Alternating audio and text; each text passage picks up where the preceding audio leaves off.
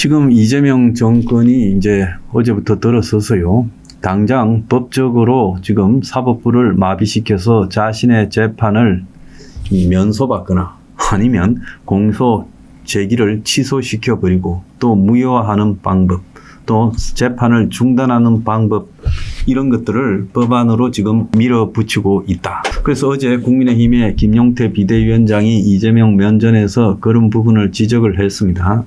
그래서 이재명이 외신에서조차도 입법, 사법, 행정의 모든 권한을 가진 역대 가장 강력한 한국 정권이 탄생했다. 이렇게 말하고 있습니다. 우리가 이재명이 되기 전에 막기 위해서 이재명이 되면 대선도 더 없다. 선거는 더 없다. 이재명이 되면 자경화된다. 이 나라는 북한 손에 넘어갔다. 자, 강경 보수 세력들이 이런 말로 선동하면서 대선을 치렀죠. 나도 물론 그런 말을 한 적이 있습니다. 그거는 막기 위해서 한 말이지 지금 저렇게 돼버린 마당에 더 이상 그 말에 동조하진 않습니다. 자, 뭐든 선동을 할 때는 강한 어조로 해야 되는데 그 선동을 믿은 상당수 보수 국민들은요, 야, 이제 이재명 치하가 돼서 이 나라 망하겠구나 생각을 하고 있을 건데 저는 이 나라 안 망한다. 절대 걱정하지 않습니다. 왜? 어느 정권이든요, 굉장히 설치죠. 힘이 다 쏠려서요, 무소불위로 삼권을 장악해서 설치면 강할수록 더 빨리 부러지고, 그리고 설칠수록 더 빨리 무너진다는 겁니다. 이건 진리예요. 지금이 무슨 우리가 아프리카 공화국도 아니고 또 남미 공화국도 아니에요. 그야말로 정치적으로 가장 예민한 국민들, 대한민국 사람들이 세계 정치 관심도가 1위라고 난 보고 있습니다. 이런 사람들이 살아가는 나라에서 상권을 장악해서요, 그야말로 저거 하고 싶은 대로 다 하고 법을 무시하면요, 그리고 무사할 것 같습니까? 출구조사에서 이재명이 대통령 돼도 재판을 받아야 되냐 하는데 사람들이 재판을 받아야 된다 했다는 거 아닙니까? 64%가 그렇게 말했대요. 자, 그런데 자기 재판을 다 중단시켜버리고 각종 법안들을 통과시켜서 자기에 대해서 셀프 면제를 했다 칩시다.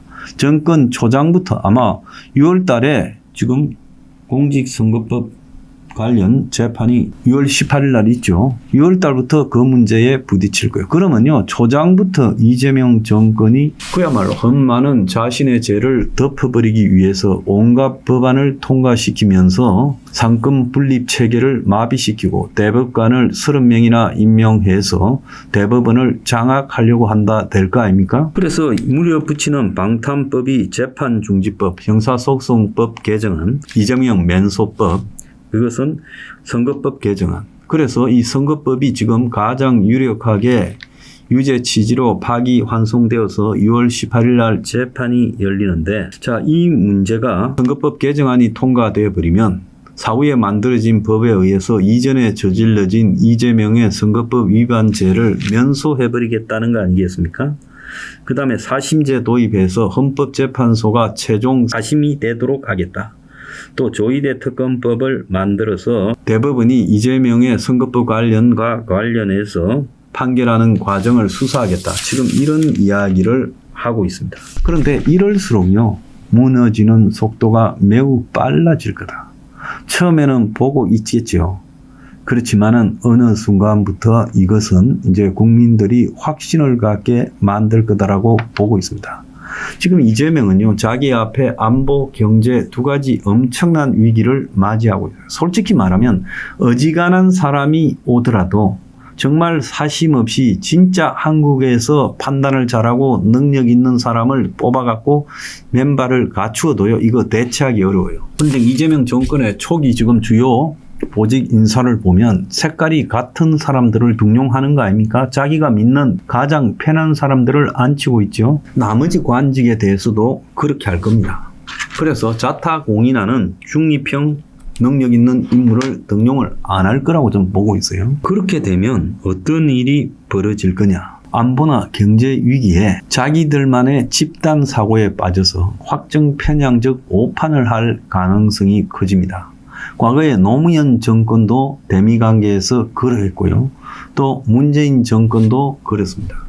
그래서 이재명 정권이요, 노무현 문재인 정권은 이재명에 갖다 붙이면 비교도 안 될 정도로 허술한 정권이었는데, 그리고 국가 장악력도 비교가 안 되죠. 그런데 그때보다 훨씬 강한 이재명 정권이 이 문제 해결에서 상식적인 실용주의를 선택할 것인가. 말은 실용주의라고 하지만 자기들 뜻대로 하면서 실용주의라는 간판만 끌고 갈 거라고 저는 보고 있습니다. 그런 상황에서 이재명 정권이 하고 싶은 대로 다 하게 되면 그때는요, 정권의 수명이 엄청나게 짧아질 수 있다는 거예요.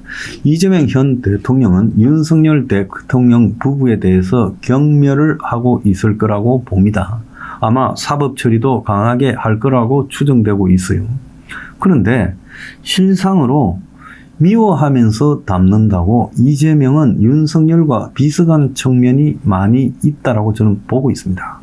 특히 그 중에 가장 중요한 게 자신이 항상 옳다라고 생각하고 자신 주변에 대해서 완벽한 장악력을 가지려고 하는 측면이라는 겁니다. 대통령이 이렇게 되면 윤 정권이 얼마나 허술하게 굴러왔는가를 우리가 현재 시점에서 봤을 때 완벽하게 이해할 수 있죠. 어떻게 계엄을 하겠다는데 자기가 신임하는 중암고등학교 동문 몇 명 데리고 계엄을 했을까? 밑에서 하나도 안 움직였지 않습니까? 도대체 저렇게 되는 사고에서 어디서 결함이 발생할 것인가? 나머지는 계엄을 하고 나서 솔직히 합리화하는 명분일 뿐인 것이죠. 본인이 성공할 것이라 믿고 했지 저는 경고용으로 했다고는 솔직히 제 양심상 생각하지는 않습니다. 근데 성공은커녕 하나도 제대로 움직이지 않았어요. 저는 이재명 정권도 마찬가지가 될 수 있다는 거예요. 상식을 가지 않고 비상식으로 가면서 이 나라에 공포 정치를 하고 정적을 척결하고 그까지는 좋아요. 그런데 그런 속성을 가지면서 이 국정의 가장 중요한 부분에서 이념의 색깔을 빼고 본인의 캐릭터의 색깔을 빼고 객관적이고 국익을 위해서만 움직일 수 있겠는가? 사람은요, 권력이 자신에게 쏠리면 쏠릴수록 본인의 캐릭터가 더 잘 드러납니다. 윤석열이 아마 대통령이 되기 전에 검찰에 있을 때는 저렇게 독선적이고 오만하지는 않았을 거라고 해요.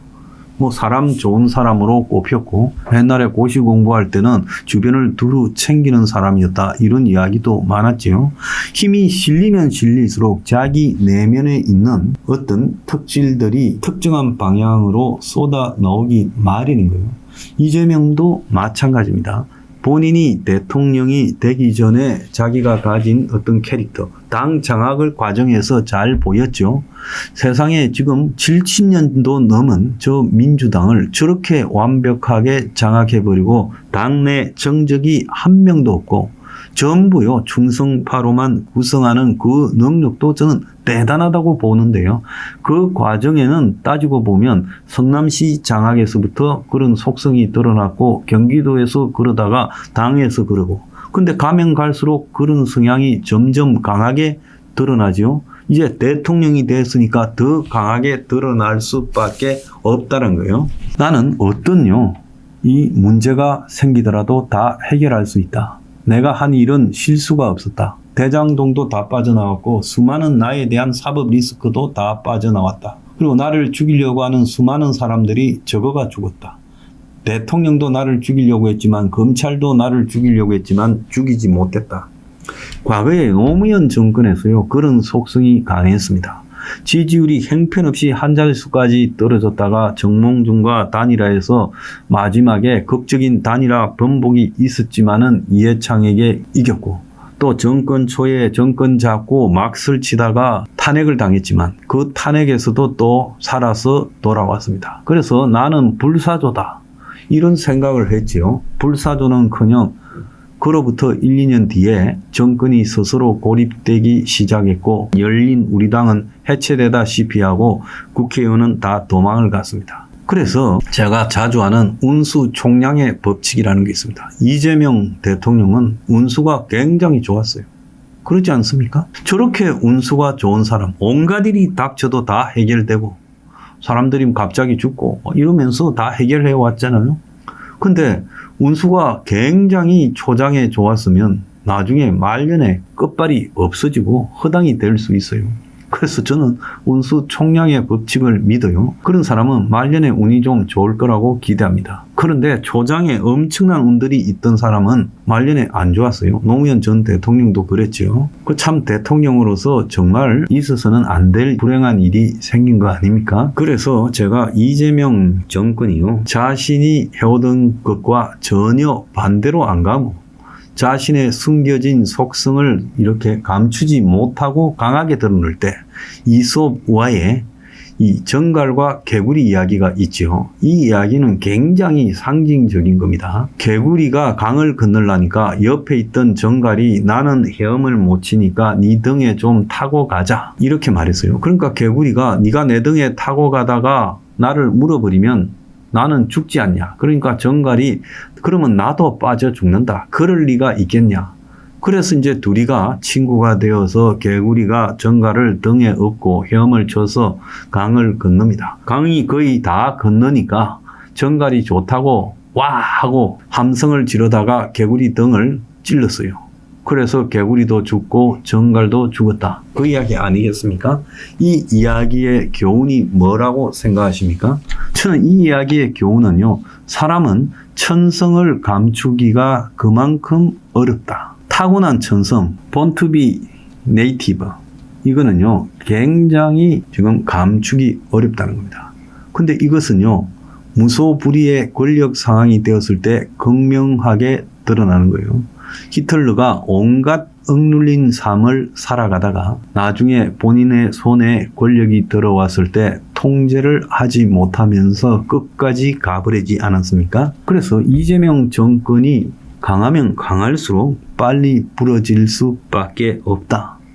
그래서 강하지 않고 이제 그냥 일반적인 대통령 몫으로 돌아와야 임기를 채울 것이다. 그래서 이재명 정권이 와서 나라가 망하니 어쩌니 하는 걱정은 하지 말자는 거예요. 그럴 일 없다라고 저는 보고 있습니다. 천성을 발휘해서 강하게 하면 빨리 부러질 것이고 순한 천성으로 바뀌면 그래도 나라가 망하지 않고 유지가 될 겁니다. 그러니까 나라 망한다 걱정은요 하지 마세요. 그게 진리입니다.